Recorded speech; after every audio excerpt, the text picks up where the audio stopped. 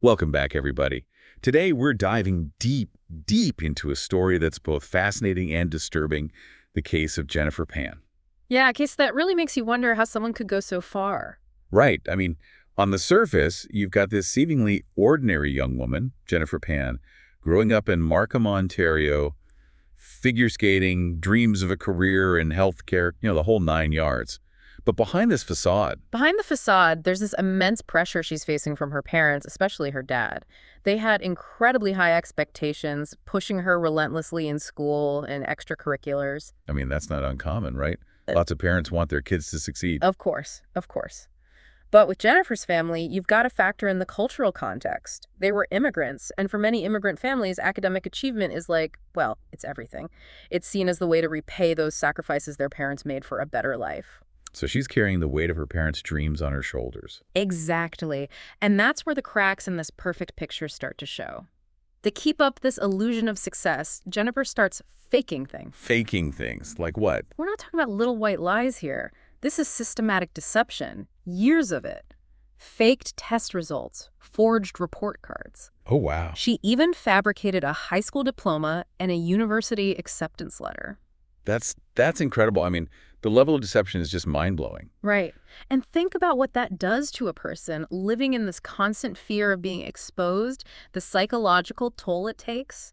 It's possible Jennifer was living in this distorted reality where her lies became more real than the truth. It's a chilling thought. And I'm guessing this wasn't just about school, was it? You're right. This is where we uncover Jennifer's double life. While her parents thought she was diligently studying pharmacology, Jennifer had actually dropped out of high school. Wait, what? Dropped out? Dropped out and was living with her drug dealer boyfriend. No way. For how long? Get this, almost 8 years? 8 years. You're kidding. That's not teenage rebellion. That's a whole other life. Right. It makes you wonder, what drove her to such extremes? Was it rebellion, a need to break free, or was there something deeper? Maybe she was searching for an emotional connection she wasn't getting at home. It could be all of those things.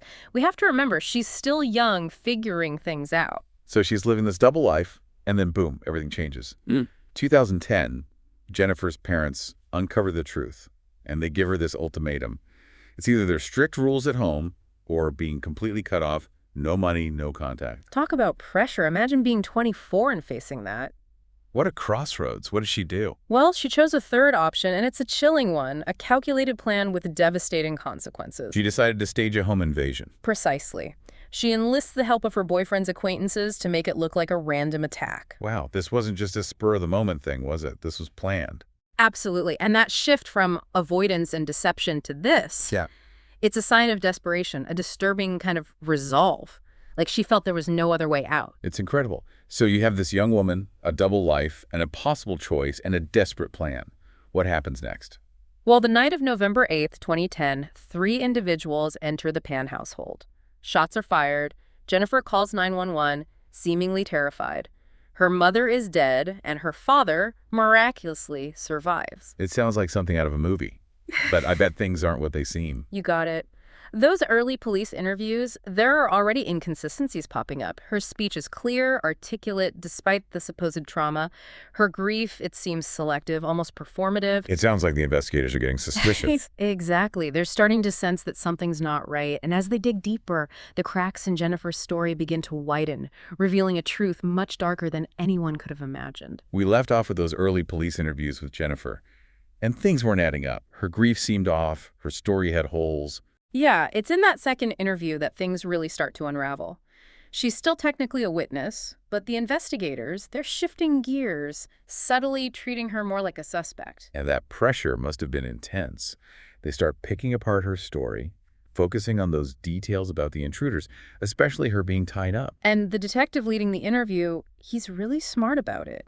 He doesn't confront her directly, but he kind of guides her, makes her repeat those suspect parts of her story, elaborate on them. Like he's setting a trap, leading her down a path where her lies just get more tangled. Exactly.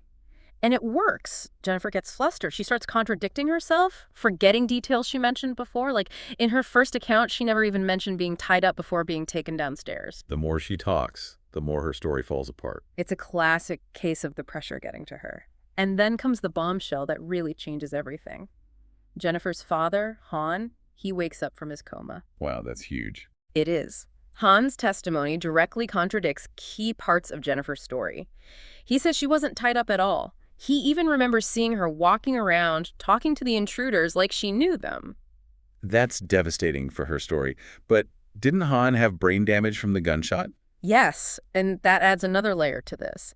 His testimony is incredibly damaging, but the defense could use his injury to question his reliability. It becomes this whole issue of credibility mixed in with the already complicated dynamics of this family. So you've got a deceased mother, a father with fragmented memories, and a daughter whose story is crumbling.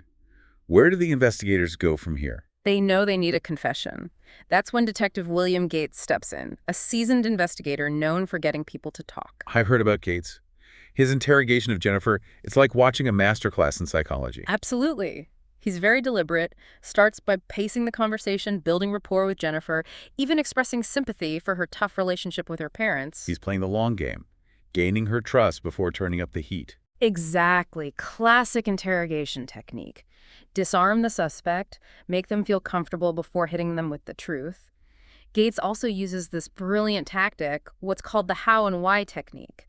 He subtly suggests that, her actions were wrong, but understandable, given the pressure from her parents. He's giving her a way to rationalize what she did. Right. And as the interrogation goes on, you see Jennifer change, the fake grief disappears, and she starts having these genuine emotional outbursts. The pressure is getting to her. There's this one point where she keeps asking what's going to happen. It's heartbreaking. The weight of her choices crashing down on her. Exactly. The interrogation room becomes this pressure cooker. Gates uses techniques, minimizing the crime, emphasizing Jennifer's goodness to break down her resistance. And after hours of this psychological battle, she confesses. Well, there's a catch. Always a catch. What is it? Jennifer admits to planning the home invasion, but she says she was the target, not her parents, trying to shift the blame. A last attempt to seem innocent. It doesn't work, does it? No. Remember those burner phones they used? Yeah, they thought they were so smart, covering their tracks. Well, the investigators find them, and they uncover 116 text messages between Jennifer and her boyfriend, laying out the entire murder plot. Game over. Pretty much. Those text messages are the smoking gun. They prove Jennifer's involvement beyond a doubt. Welcome back to our deep dive into the Jennifer Pan case. We've gone through so much, the pressure she faced, the lies, that confession. Now it's time to talk about the trial itself. Yeah, the trial was really the culmination of everything. Both sides laying out their arguments, trying to make sense of this tragedy. It was all over the news. Everyone was following it. Those text messages must have been a huge part of it, right? Oh, absolutely. Those 116 messages between Jennifer and her boyfriend, they were the prosecution's strongest evidence. Remember how she tried to paint herself as the victim? Yeah, like she was manipulated by her parents. Right. But those texts, they blew that whole narrative apart. They showed a completely different side of Jennifer, someone cold and calculating. So chilling to hear those words read out in court. What did the defense even say to that? Well, they had a tough job. They argued that Jennifer was basically a product of her parents' expectations, that she was almost brainwashed into doing this. They were saying she was driven to this by the pressure to succeed. Exactly. They talked about the pressure she faced, the cultural emphasis on achievement, how she lived under such strict control for years, trying to show that her actions, as horrible as they were a way to break free. But there was also evidence about Jennifer being manipulative herself. Right, and the prosecution used that too. They brought up all her lies, how she deceived her parents for years, how calculated the home invasion was. They argued she wasn't a victim, but a master manipulator. So it was a battle of two completely different versions of Jennifer. What did the jury think? In the end, they sided with the prosecution. Those text messages were just too much to ignore. Jennifer, her boyfriend, and the hired attackers, they were all found guilty. Guilty of first-degree murder, life in prison, no parole for 25 years. That's a heavy sentence. It really shows how serious this crime was, how much it impacted everyone. Definitely. This case reminds us how destructive ambition and deceit can be, how complex family relationships can get. And it makes you think, could this have been prevented? What if her parents had been different? Yeah, what if they had noticed her struggles, supported her in a different way? Would she have felt so trapped? Would any of this have happened? It's a question that stays with you. This case makes us all examine our own lives, how we define success, how we treat the young people around us.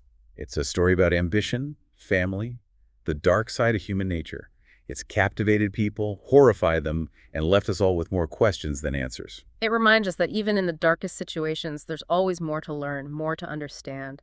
Jennifer's story will stick with us, making us think about our choices, the pressures we face, and how important it is to be understanding and empathetic in our relationships. And that brings us to the end of our deep dive into the Jennifer Pan case. We hope you found it insightful, thought-provoking, maybe even a little bit unsettling. Thanks for joining us as we explored this complex and tragic true crime story.